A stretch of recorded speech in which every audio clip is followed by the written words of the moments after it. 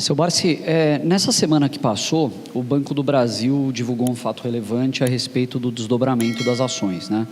É um desdobramento de 100%, uma ação vão virar duas, e a companhia hoje tem uma base acionária ali de 2,8, 2,9 bilhões de ações, e isso vai dobrar.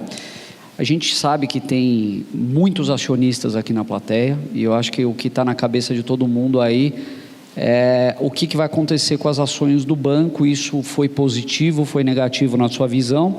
E eu acho que dentro dessa resposta, talvez o senhor possa até trazer a visão de outras empresas que fizeram desdobramento recentemente. Então a gente tem, recentemente eu digo nos últimos 2, 3, 4 anos, então tem uma Cosan, tem uma Transmissão Paulista, uma B3, uma, que mais, enfim, Cosan, sem dúvida. Então, assim, o que o senhor pensa disso? Isso pode ser positivo ou negativo para as ações do Banco do Brasil? E aliás, o motivo alegado pelo diretor financeiro foi, dada a valorização dos papéis no último ano, eles querem dar oportunidade de mais pessoas investirem no papel com uma cotação mais baixa. Os desdobramentos, eles têm a sua finalidade. Cada empresa, ela opta ou não por desdobrar os seus papéis de forma tal que ela tenha o quê? Que ela tenha um interesse, não é? O Banco do Brasil já tem um contingente expressivo de acionistas, muito grande. Agora, eu penso da seguinte maneira: provavelmente, talvez, tenha sido oportuno o banco fazer esse desdobramento, primeiro para possibilitar colocar as ações mais dentro de uma mediana de mercado, que possa atrair um pouco mais, não é isso? Não tem dúvida nenhuma que isso vai acontecer. O cidadão desavisado, ele vai falar, poxa, custava 50, agora custa 25. Quer dizer, ele não tem ideia, não tem cultura de investimento para saber que uma viraram duas e o preço o recurso dele é igual. Mas no meu sentimento, baseado num sem número de declarações que eu vi por parte de governantes e de autoridades, eu acho que talvez possa ter sido um procedimento inteligente, que seria o quê? Seria continuar pagando 100% de dividendo sem aumentar o dividendo. Está correto? Então, vamos supor, o Banco do Brasil agora pagou um dividendo de 50 centavos, não é isso?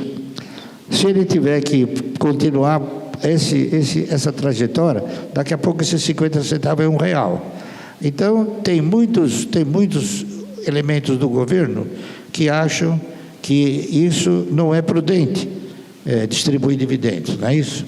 Talvez vocês devam conhecer mais do que eu. Mas o que eu já ouvi de pronunciamentos é uma coisa estrondosa. Já se falaram muito também dos dividendos que aconteceram com a Petrobras, que de repente eles passaram a distribuir um dividendo grande e já não mais vai distribuir dividendo grande. Então, baseado nessa cultura, nessa projeção, a sensação que eu tenho é o seguinte, que foi uma forma encontrada, principalmente pela Previ, tá certo? Que tem uma quantidade grande de ações, de dobrar o dividendo, mas não que o dividendo seja dobrado. Você ganha dobrado pela quantidade de ações, tá certo? Então, quer dizer, se você tem uma ação hoje, o dividendo é 50 centavos, você vai ganhar 50 centavos. Se você tiver duas ações, 50 centavos não é mais 50 centavos, é R$1.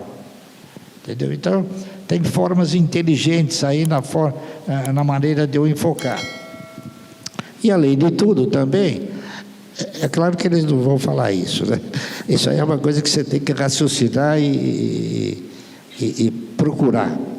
Mas o que eles estão dizendo é o seguinte: a razão pela qual o banco está proporcionando esse desdobro em função do quê? Em função de proporcionar, de oferecer uma oportunidade melhor, não só a todos os senhores, como também aos funcionários, está entendendo?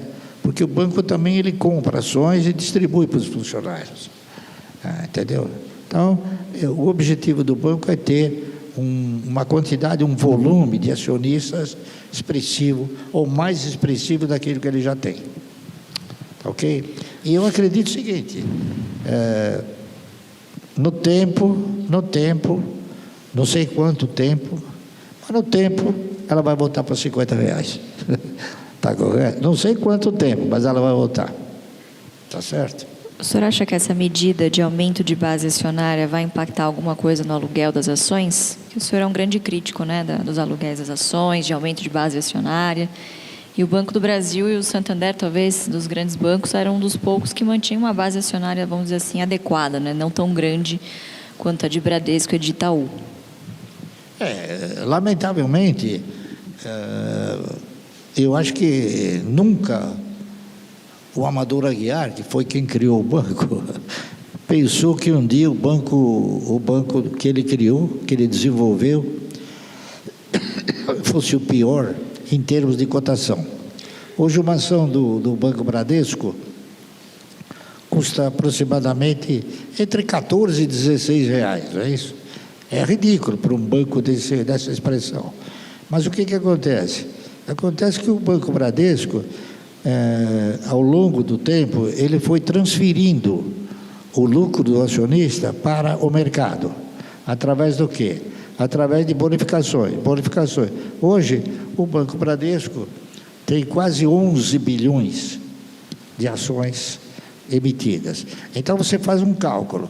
Se ele distribui 25%, para ele te dar um dividendo de R$1, ele tem que dar um lucro de 50, 60 milhões. Está correto? Então, lamentavelmente, a base acionária muito alta também prejudica, é uma das formas de prejudicar.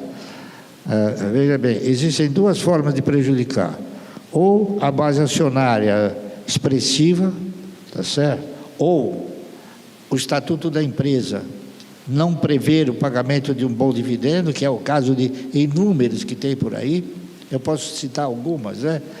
A Ocean Pact é 0,1%, a Raizen é 1%. Hidrovias, 1%. O PetroRio.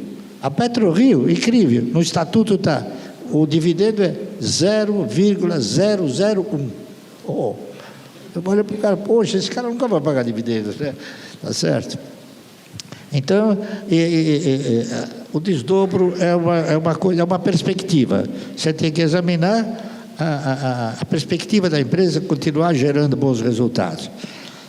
E o banco veio gerando esses bons resultados, tanto é fato que ele se emparelhou com os bancos particulares, né?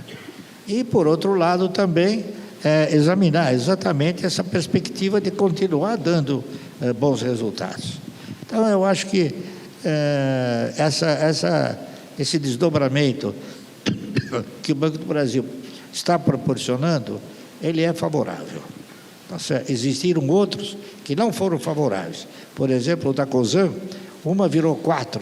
Então, de repente, o papel passou a ter uma quantidade de ações muito grande, e esse dispositivo faz com que seja permitido se alugar as ações. Tá certo? E alugando as ações, o cidadão passa o quê? Ele passa a operar sempre vendido. Então, ele aluga as ações e vende, não quer saber. Aluga as ações e vende.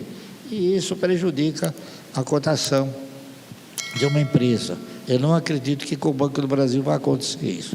Pode ter uma ligeira oscilação, mas eu não acredito que vai acontecer.